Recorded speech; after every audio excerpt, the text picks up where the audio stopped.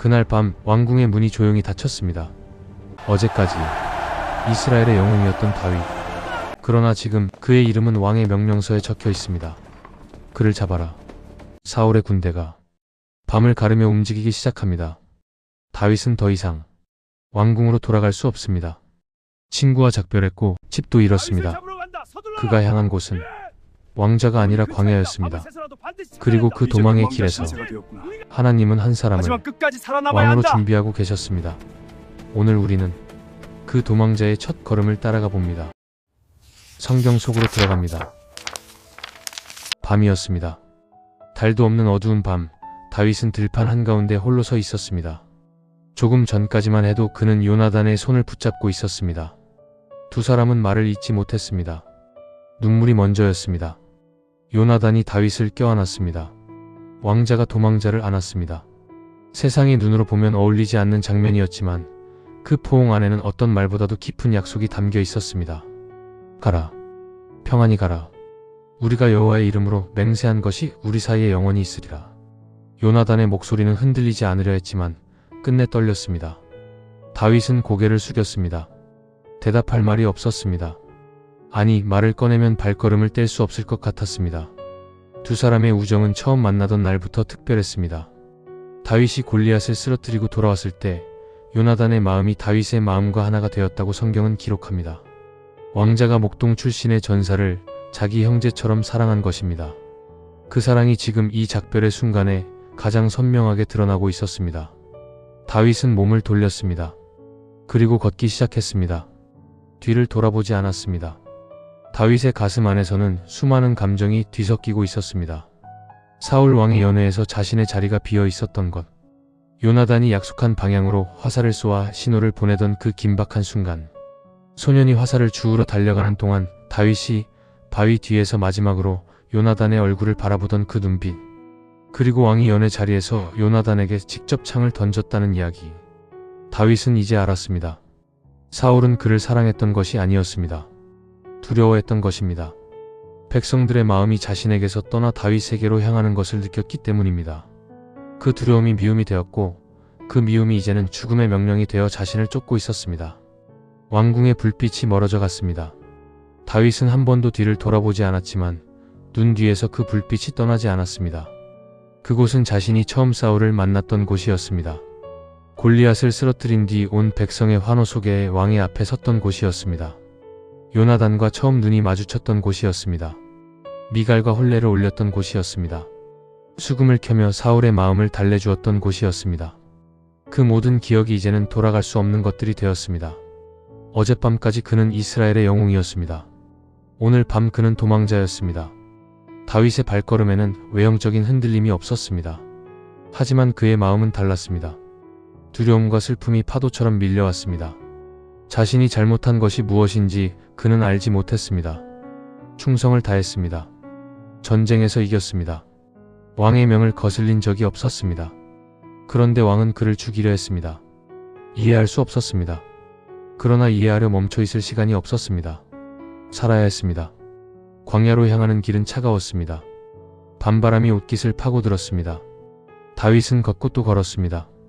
왕궁의 따뜻한 방도, 전우들과 나누던 밥상도, 사랑하는 아내의 얼굴도 모두 뒤에 남겨두고 그는 지금 빈손으로 어둠 속을 걷고 있었습니다. 가진 것이 없었습니다. 무기도 없었습니다. 음식도 없었습니다. 이름은 있었습니다. 그러나 지금 그 이름은 그를 살리는 것이 아니라 쫓기게 하는 이유가 되고 있었습니다.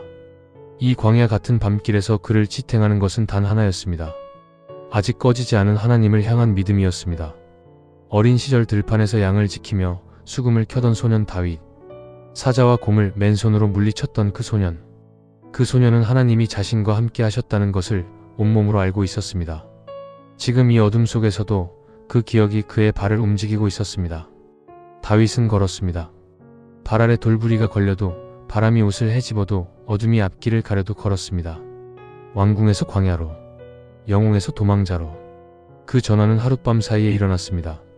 그러나 하나님은 그를 혼자 두지 않으셨습니다. 눈에 보이지 않는 방식으로 그 걸음걸음을 지키고 계셨습니다. 끝이 보이지 않는 밤길 위에서 다윗은 계속 걸었습니다.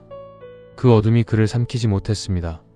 걷고 또 걷다 보니 날이 밝아오고 있었습니다. 다윗의 몸은 한계에 가까워지고 있었습니다. 밤새 잠을 자지 못했고 먹은 것도 없었습니다. 위장은 비어 있었고 다리는 무거웠습니다. 어깨도 팔도 온몸이 무게를 이기지 못하는 것처럼 느껴졌습니다. 그러나 멈출 수 없었습니다. 사울의 군대가 어느 방향에서 올지 알 수 없었기 때문입니다. 다윗은 가장 가까이에 있는 피신처를 떠올렸습니다. 높성읍, 제사장들이 사는 곳이었습니다. 그곳에 가면 적어도 당장은 숨을 고를 수 있을 것이었습니다. 그는 발걸음을 높쪽으로 돌렸습니다. 성읍에 도착했을 때 제사장 아히멜렉이 나와 다윗을 맞았습니다. 아히멜렉의 눈에는 놀라움이 역력했습니다. 한때 왕의 군대 장관이었던 사람이 혼자, 그것도 아무 호의도 없이 나타난 것이었습니다. 초라한 행색이었습니다. 무언가 잘못되었다는 직감이 제사장의 마음을 스쳤습니다. 그는 조심스럽게 물었습니다. 어찌하여 당신이 혼자이고 함께하는 자가 없습니까? 다윗은 멈칫했습니다. 진실을 말할 수 없었습니다. 내가 왕에게 쫓기는 도망자라고 말한다면 이 제사장까지 위험에 빠뜨릴 수 있었습니다. 아히멜렉이 다윗을 숨겨주었다는 것이 알려지는 순간 그 집안 전체가 사울의 분노 아래 놓일 것이었습니다. 다윗은 대답을 가다듬었습니다. 왕의 비밀 임무를 수행 중이며 일행은 따로 있다고 했습니다. 완전한 진실은 아니었습니다. 그러나 그는 이 제사장을 지키려 했습니다. 말 한마디가 목숨을 가르는 시절이었습니다. 이제 당신의 손에 있는 것은 무엇입니까? 떡 5덩이든지 혹 무엇이든지 있는 것을 내게 주소서. 아히멜렉은 잠시 생각했습니다. 일반 양식은 지금 손에 없었습니다. 제사장의 손에 있는 것은 성소에서 방금 교체된 진설병뿐이었습니다. 이것은 원래 제사장 외에는 먹을 수 없는 거룩한 빵이었습니다. 안식일마다 새 것으로 바꾸어 드리고 교체된 것은 성막 안에서 제사장들만이 먹는 빵이었습니다. 그러나 지금 이 사람은 굶주려 있었습니다. 제사장은 말했습니다. 거룩한 빵이지만 청년들이 부정하지 않다면 줄 수 있다고. 다윗은 그렇다고 했습니다. 빵이 다윗의 손에 건네졌습니다. 그것은 단순한 음식이 아니었습니다. 하나님의 집에서 나온 양식이었습니다. 도망자의 손에 성소에 빵이 쥐어지는 순간이었습니다. 다윗은 그 무게를 느꼈을 것입니다. 굶주림이 채워지는 것 이상의 무언가가 그 안에 있었습니다. 하나님이 이 광야 같은 길에서도 자신을 먹이고 있다는 감각. 버려진 것이 아니라는 희미하지만 분명한 확인이었습니다. 그리고 다윗은 물었습니다. 혹시 무기가 있느냐고. 왕의 급한 명을 받고 오느라 자신의 칼도 무기도 가져오지 못했다고 했습니다. 아히멜렉은 잠시 생각하다 말했습니다. 엘라 골짜기에서 당신이 죽인 블레셋 사람 골리앗의 칼이 있습니다. 보자기에 쌓여 에봇 뒤에 있습니다. 그것이 있으면 가져가십시오. 다윗의 손이 멈췄습니다. 골리앗의 칼. 그 거대한 전사를 쓰러뜨린 날 다윗이 직접 뽑아 들었던 바로 그 칼. 그것이 이곳에 보관되어 있었습니다. 다윗은 말했습니다. 그 칼 같은 것은 없습니다. 내게 주소서. 그것은 단순한 무기 이상이었습니다. 그 칼에는 기억이 담겨 있었습니다. 하나님의 이름으로 나아갔던 그날의 믿음이 담겨 있었습니다. 다윗이 돌 하나만 들고 나아갔던 그날, 그 담대함의 기억이 그 칼 안에 있었습니다. 다윗은 그 칼을 허리에 찼습니다. 그러나 그 자리에는 눈이 있었습니다. 그늘 속에 한 사람이 서 있었습니다. 사울의 신하 중 한 명으로 그날 노베 머물고 있던 에돔 사람 도액이었습니다. 그는 말이 없었습니다. 그저 보았습니다. 제사장이 다윗에게 빵을 준 것을, 골리앗의 칼을 건넨 것을, 그 모든 장면을 눈에 담았습니다. 그리고 그 눈 안에서 무언가가 계산되고 있었습니다. 다윗은 그것을 알지 못했습니다. 아히멜렉도 알지 못했습니다. 은혜는 이미 베풀어졌고 칼은 이미 건네졌습니다. 다윗은 놉을 떠났습니다. 그러나 그 자리에 남겨진 한 사람의 시선이 훗날 돌이킬 수 없는 비극의 씨앗이 되리라는 것을 아무도 그 순간에는 알지 못했습니다. 놉을 떠난 다윗의 발걸음은 방향을 쉬이 정할 수 없었습니다.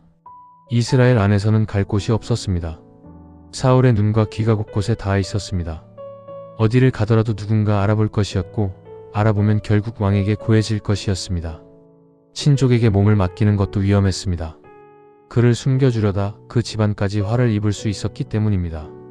이스라엘의 어느 성읍도 안전하지 않았습니다. 사울의 손이 미치지 않는 곳이어야 했습니다. 다윗은 선택지를 좁혀갔습니다. 동쪽은 광야였습니다. 남쪽은 네겝이었습니다. 북쪽은 사울의 기브아였습니다. 서쪽은 블레셋의 땅이었습니다. 어느 방향이든 위험하기는 마찬가지였습니다. 그러나 이스라엘 땅 안에서의 위험과 국경 너머에서의 위험은 다른 종류였습니다. 사울의 군대는 이스라엘 안에 있었습니다. 이스라엘 안에서는 다윗을 숨겨줄 수 있는 사람도 사울의 손이 미치지 않는 곳도 없었습니다. 그리고 마침내 한 방향을 택했습니다. 블레셋, 가드. 이스라엘과 오래도록 전쟁을 벌여온 바로 그 나라였습니다. 골리앗을 낳은 땅이었습니다. 다윗이 이스라엘의 이름으로 수많은 블레셋 전사들을 쓰러뜨린 그 싸움의 상대였습니다. 어떤 의미에서 다윗의 이름은 블레셋에게 오랜 원한의 이름이기도 했습니다. 그러나 역설적으로 바로 그것이 다윗의 계산이었습니다. 적국이기에 사울의 손이 미치지 않는 곳, 이스라엘 왕의 명령이 통하지 않는 국경 너머, 거기라면 적어도 사울의 군대가 직접 쫓아오지는 못할 것이었습니다. 다윗은 가드왕 아기스에게로 향했습니다. 그러나 국경을 넘자마자 분위기가 달라졌습니다. 성문을 지나는 순간부터 사람들의 시선이 달라졌습니다. 처음에는 낯선 이방인을 바라보는 눈초리였습니다. 그러나 곧 수근거리는 소리가 들려왔습니다. 사람들이 멈춰서서 다윗을 바라보았습니다. 손가락이 그를 향했습니다. 누군가 낮은 목소리로 말했습니다. 이 사람이 그 다윗이 아니냐? 그 말이 퍼지기 시작했습니다. 그리고 그 뒤에 이어지는 말들이 있었습니다. 이스라엘의 노래 속에 불렸던 이름. 사울은 천천히요, 다윗은 만만이라 하던 그 노래. 블레셋 사람들의 귀에도 그 노래가 들어가 있었습니다. 전쟁에서 패배하고 골리앗을 잃고 수많은 전사를 잃은 블레셋에게 다윗은 오랜 원수였습니다. 그 원수가 이제 자기들 땅에 들어온 것이었습니다. 다윗은 그 목소리들을 들었습니다. 가슴이 내려앉았습니다. 이스라엘에서 자신의 이름이 노래로 불렸던 것이 이제는 위험이 되어 돌아왔습니다. 이름이 너무 알려진 사람은 어디에도 숨을 수가 없었습니다. 영웅으로 살아온 세월이 이 순간만큼은 저주처럼 따라왔습니다.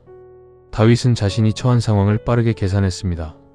가드왕 아기스의 신하들이 이미 자신을 알아보고 있었습니다. 이 상태로 왕에게 붙잡혀가면 어떻게 될지 뻔했습니다. 이스라엘의 유명한 전사를 손에 넣었다는 전리품이 될 수도 있었습니다. 가드는 골리앗의 고향이었습니다. 그 골리앗을 쓰러뜨린 자가 가드 땅에 발을 들인 것입니다. 블레셋 입장에서는 원수를 처단할 기회였습니다. 도망쳐온 적국에서 다시 도망칠 수도 없었습니다. 뒤는 사울의 군대였습니다. 앞은 블레셋의 칼이었습니다. 사방이 막혀있는 것 같았습니다. 다윗에게 남은 선택지는 단 하나뿐이었습니다. 살아남기 위한 한 가지 방법. 그 방법은 결코 품이 있는 것이 아니었습니다.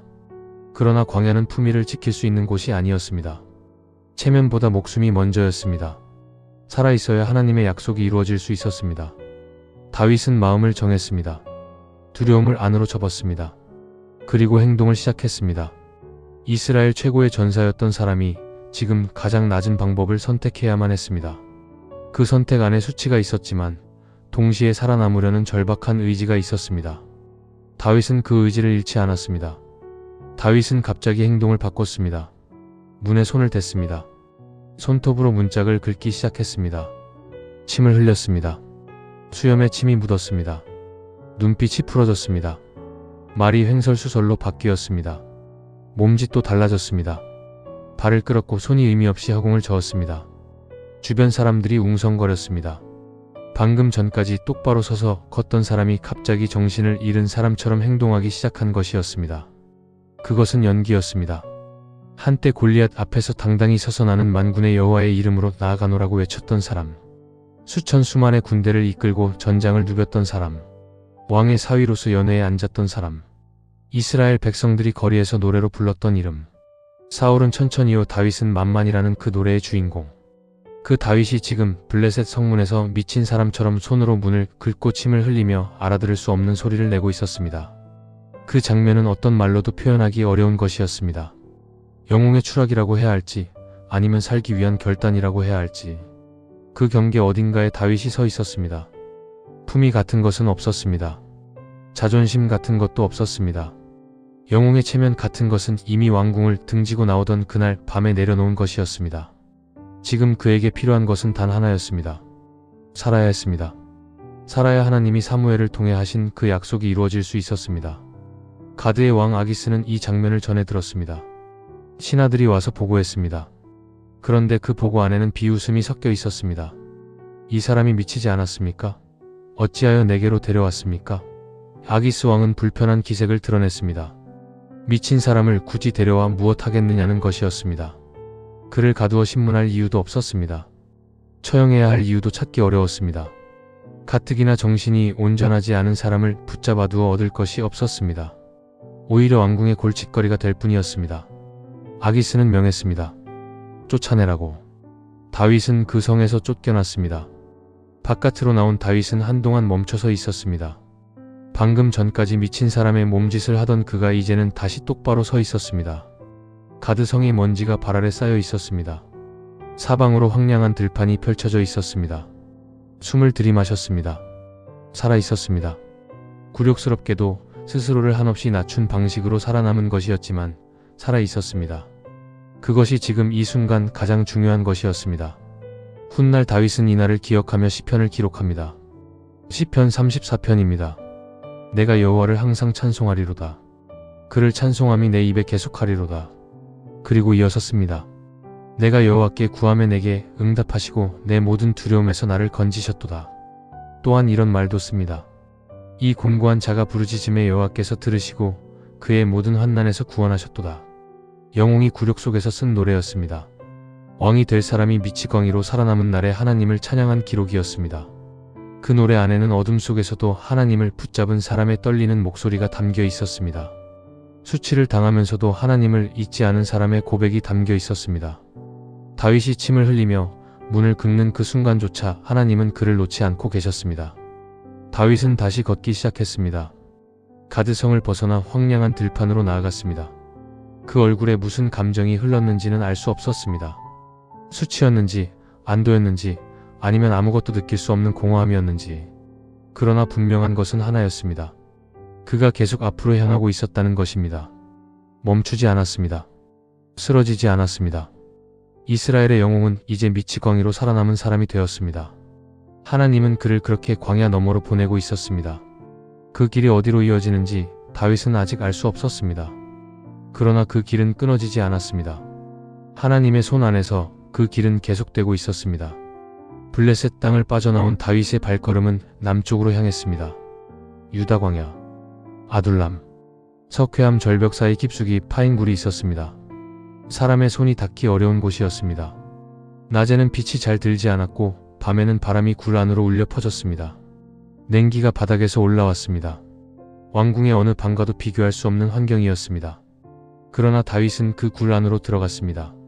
사방이 바위로 막힌 그 공간이 지금 그에게는 가장 안전한 피신처였습니다. 그런데 사람들이 오기 시작했습니다. 처음에는 한 명이었습니다. 다음에는 둘이었습니다. 이윽고 작은 무리가 이루어졌습니다. 다윗이 아둘람에 있다는 소문이 퍼지자 사람들이 그 굴을 향해 하나둘 걸어왔습니다. 어떤 사람들이었습니까? 억눌린 사람들이었습니다. 세상 어딘가에서 짓눌려 더 이상 버틸 곳이 없어진 사람들이었습니다. 빚에 시달리는 사람들이었습니다. 갚을 능력이 없어 쫓기고 있는 채무자들이었습니다. 마음이 상한 사람들이었습니다. 깊은 상처를 안고 어디에도 속하지 못한 사람들이었습니다. 사회의 가장자리로 밀려난 사람들이었습니다. 아무도 돌아보지 않는 사람들이었습니다. 그들 모두가 다윗에게로 왔습니다. 화려한 왕궁에서 왔다면 거들떠보지도 않았을 사람들이었습니다. 전쟁터에서 나란히 서기에는 훈련도 부족해 보이는 사람들이었습니다. 당장 내일을 기약하기 어려운 처지의 사람들이었습니다. 그러나 다윗은 그들을 돌려보내지 않았습니다. 그는 그 사람들의 우두머리가 되었습니다. 무리는 400명이나 되었습니다. 이 굴이 다윗의 첫 번째 공동체가 되었습니다. 다윗은 그들을 바라보았을 것입니다. 이 사람들이 누구인지 알았습니다. 자신도 지금 도망자였습니다. 자신도 쫓기는 처지였습니다. 자신도 상처 입었고 억울했고 갈 곳이 없었습니다. 그렇기에 그는 이 사람들을 외면할 수 없었을지도 모릅니다. 고통의 언어는 같은 고통을 겪어본 사람이 가장 잘 이해하기 때문입니다. 다윗은 이 사람들과 함께 먹었고 함께 잠들었고 함께 내일을 향해 나아갔습니다. 다윗은 또 자신의 부모를 생각했습니다. 이 도망의 길이 얼마나 이어질지 알 수 없었습니다.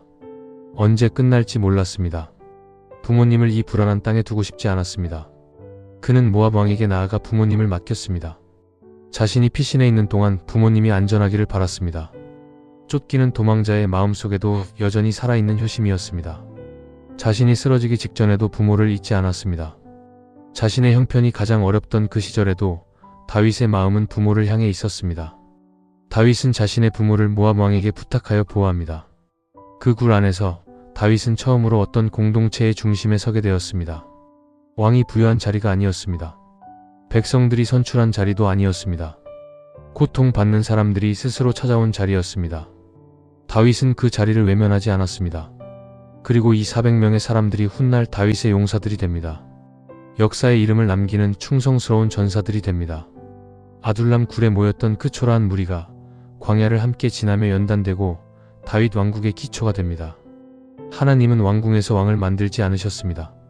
굴에서 상처 입은 사람들과 함께 왕을 빚어가고 계셨습니다. 빛이 들지 않는 굴 안에서 하나의 공동체가 태어나고 있었습니다. 그 시작은 초라했지만 그 끝은 누구도 예상하지 못할 만큼 위대한 것이 되어 있을 것이었습니다. 이 광야의 공동체는 그저 패잔병들의 모임이 아니었습니다. 그것은 하나님이 새로운 역사를 시작하시는 자리였습니다. 다윗은 그 자리에 서 있었습니다. 아둘람 굴 안에서 이스라엘의 다음 왕이 태어나고 있었습니다. 아직은 아무도 알지 못했지만 그 굴은 왕국의 첫 번째 기초 위에 놓여 있었습니다. 하나님의 손이 그 어둠 속에서 움직이고 계셨습니다. 소문은 반드시 왕의 귀에 닿습니다. 사울은 기브아 왕궁의 뜰에 앉아 있었습니다. 손에는 창이 들려 있었습니다. 예전부터 그랬습니다. 무언가 불안하고 뒤틀린 감정이 올라올 때면 창이 그의 손을 떠나지 않았습니다. 그 창 끝에는 한때 다윗을 벽에 박으려 했던 기억이 배어 있었습니다. 신하들이 주변에 서 있었습니다. 사울은 그들에게 말하고 있었습니다. 목소리는 낮았지만 날이 서 있었습니다. 너희 베냐민 자손들이 나를 도우려 하지 않는다고. 다윗이 너희에게 밭을 주고 포도원을 줄 것 같으냐고. 너희가 모두 그 이새의 아들을 두둔하는 것이 아니냐고. 배신당한 왕의 말이었습니다. 그러나 그 안에는 오래된 두려움이 있었습니다. 사울은 다윗을 두려워했습니다. 그 두려움이 분노가 되었고 그 분노가 아직 식지 않은 채 신하들에게 쏟아지고 있었습니다. 그때 앞으로 나선 사람이 있었습니다. 에돔 사람 도액이었습니다. 도액은 입을 열었습니다. 이새의 아들 다윗이 노베에 있는 아히멜렉에게 갔다고 했습니다. 제사장이 다윗을 위해 여호와께 물었다고 했습니다. 그에게 양식을 주었다고 했습니다. 골리앗의 칼도 주었다고 했습니다. 말 한마디 한마디가 기름을 불 위에 붓는 것이었습니다. 도액은 사실을 말했습니다. 그것은 다 사실이었습니다. 거짓이 하나도 없었습니다. 그러나 그 사실이 칼이 되었습니다. 사울은 즉시 아히멜렉을 불렀습니다. 노베 제사장 아히멜렉과 그의 집안 모든 제사장들이 왕 앞에 섰습니다. 왕궁 뜰에 흰 에봇을 입은 사람들이 줄을 서 있었습니다. 하나님의 집을 섬기는 자들이었습니다. 사울은 물었습니다. 어찌하여 다윗을 도왔느냐고. 내 아들도 아니고 내 신하도 아닌 그를 왜 도왔느냐고. 나를 대적하는 반역자를 돕는 것이 아니냐고. 아히멜렉은 물러서지 않았습니다. 왕의 사위 중 다윗보다 충성된 사람이 없다고 했습니다. 왕의 명을 수행한다는 다윗의 말을 믿었다고 했습니다. 이 일이 처음도 아니라고 했습니다. 이 일을 두고 자신에게 죄를 돌려서는 안 된다고 했습니다. 제사장의 목소리는 분명했습니다. 두려워했지만 진실을 말하는 것을 포기하지 않았습니다. 그 대답이 사울의 분노를 더 키웠습니다. 사울은 명령을 내렸습니다. 아히멜렉과 그의 모든 집안, 노베 제사장들을 죽이라고. 그러나 왕의 신하들은 칼을 들지 않았습니다. 여호와의 제사장들에게 손을 대지 않으려 했습니다. 왕의 명이었지만 그 명은 하나님의 기름 부음 받은 자들을 향한 것이었습니다. 하나님을 섬기는 자들에게 칼을 들 수 없었습니다. 그 두려움이 그들의 손을 멈추게 했습니다. 사울은 도액을 바라보았습니다. 도액은 거절하지 않았습니다. 에돔 사람 도액이 제사장들에게 달려들었습니다. 그날 칼에 쓰러진 제사장의 수는 85명이었습니다. 못이 에봇을 입은 사람들이, 하나님의 집에서 평생을 섬기던 사람들이 한 사람의 칼에 쓰러졌습니다. 도액은 거기서 멈추지 않았습니다. 놉성읍 자체로 향했습니다. 남자와 여자, 아이와 노인, 소와 양에 이르기까지 놉성읍이 칼날 아래 놓였습니다. 이스라엘 역사 안에서 이런 일이 일어난 적이 없었습니다. 하나님의 집을 섬기는 제사장들이 왕의 명으로 동족의 칼에 쓰러진 것이었습니다. 그 소식이 다윗에게 전해졌습니다. 아히멜렉의 아들 아비아달 한 사람만이 살아남아 다윗에게 달려왔습니다. 다윗은 그 말을 들었습니다. 침묵이 흘렀습니다. 그 침묵 안에 무거운 것들이 가득 담겨 있었습니다. 다윗은 아비아달에게 말했습니다. 내가 그날 도액이 거기 있는 것을 보았을 때 그가 반드시 사울에게 알릴 것을 알았다고 했습니다. 나로 말미암아 당신의 아버지 집의 모든 사람이 죽었다고 했습니다. 그 말 안에는 찌르는 듯한 사라지지 않는 죄책감이 있었습니다. 자신이 아히멜렉에게 간 것이 그 거룩한 제사장 집안의 화를 불러온 것이었습니다. 의도한 것이 아니었습니다. 그러나 결과는 돌이킬 수 없었습니다. 그리고 다윗은 아비아달에게 말했습니다. 두려워하지 말라고. 내 곁에 있어라. 내 생명을 내 생명으로 지키리라고. 도망자가 도망자를 품은 것이었습니다. 상처 입은 자가 상처 입은 자의 손을 잡은 것이었습니다. 광야는 학교였습니다. 다윗은 그것을 처음부터 알지는 못했습니다.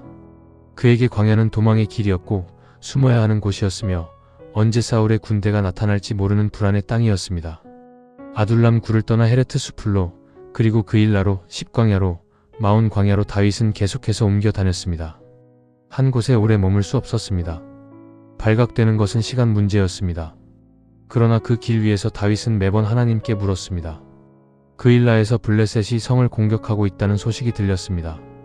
다윗은 나가야 하는지 하나님께 물었습니다. 하나님은 말씀하셨습니다. 가서 구하라고. 다윗의 부하들은 두려워했습니다. 우리도 유다 땅에 있으면서 두려운데 더 어려운 곳에 가면 어찌 되겠느냐고 했습니다. 다윗은 다시 물었습니다. 하나님은 다시 말씀하셨습니다. 가라고. 다윗은 갔습니다. 블레셋을 물리쳤습니다. 그 일라를 구했습니다.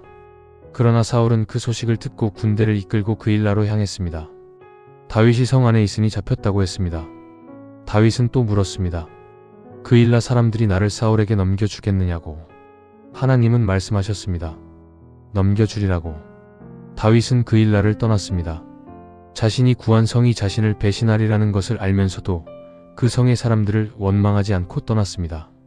그것이 다윗이 광야에서 배운 것 중 하나였습니다. 사람에게 기대지 않는 법, 하나님께 먼저 묻는 법. 십광야에서는 요나단이 찾아왔습니다.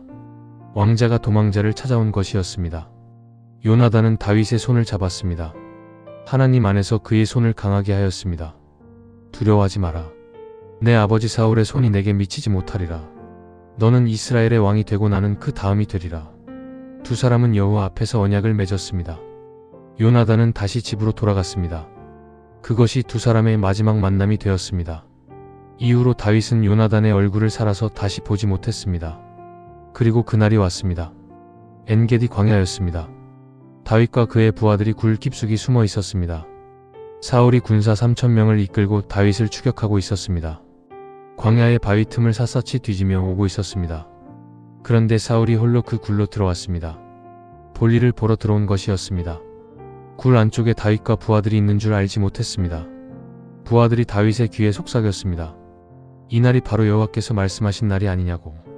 원수를 내 손에 붙인다 하신 그 날이 아니냐고. 이 기회를 놓치지 말라는 것이었습니다.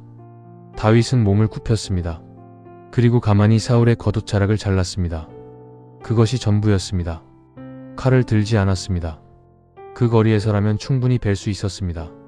누구도 막을 수 없었습니다. 3,000명의 군대는 굴 밖에 있었습니다. 굴 안에는 다윗과 그의 부하들이 있었습니다. 그러나 다윗의 손은 멈췄습니다. 그리고 그는 자신의 부하들을 말렸습니다. 내가 손을 들어 여호와의 기름 부음 받은 자에게 해야 하는 것은 여호와께서 금하시는 것이니라. 사울이 비록 자신을 쫓는 원수라 해도 그는 하나님이 세우신 왕이었습니다. 다윗은 그 권위 앞에 고개를 숙였습니다. 자신이 원하는 방식이 아니라 하나님이 허락하시는 방식으로만 왕이 되려 했습니다. 그 절제 안에서 진짜 왕의 모습이 드러나고 있었습니다. 사울이 굴을 나갔습니다. 다윗이 뒤에서 나와 사울을 불렀습니다. 무릎을 꿇었습니다. 겉옷자락을 보여주었습니다. 당신을 죽일 수 있었으나 죽이지 않았다고 했습니다. 여호와께서 우리 사이를 판단하실 것이라고 했습니다. 사울이 울었습니다. 너는 나보다 의롭다고 했습니다. 네가 나를 선대하였다고 했습니다. 그러나 다윗은 알고 있었습니다. 그 눈물이 영원하지 않을 것을. 광야의 훈련은 아직 끝나지 않았습니다. 그러나 이날 다윗은 가장 중요한 것 하나를 몸으로 배웠습니다. 왕은 힘으로 만들어지지 않는다는 것을. 왕은 자신을 이기는 그 자리에서 빚어진다는 것을. 왕궁에서가 아니라 바위 굴 안에서. 환호가 아니라 두려움과 굶주림 속에서. 하나님은 광야를 통해 왕을 만들고 계셨습니다. 아직 왕궁에 들어가기 전에 다윗의 안에서 왕이 자라고 있었습니다. 다윗의 도망은 여기서 끝나지 않습니다. 사울의 군대는 광야 끝까지 그를 쫓고 있었고 다윗은 곧 목숨을 건 선택의 순간을 마주하게 됩니다. 다음 이야기에서는 광야에서 계속되는 다윗의 도망을 따라가 보겠습니다.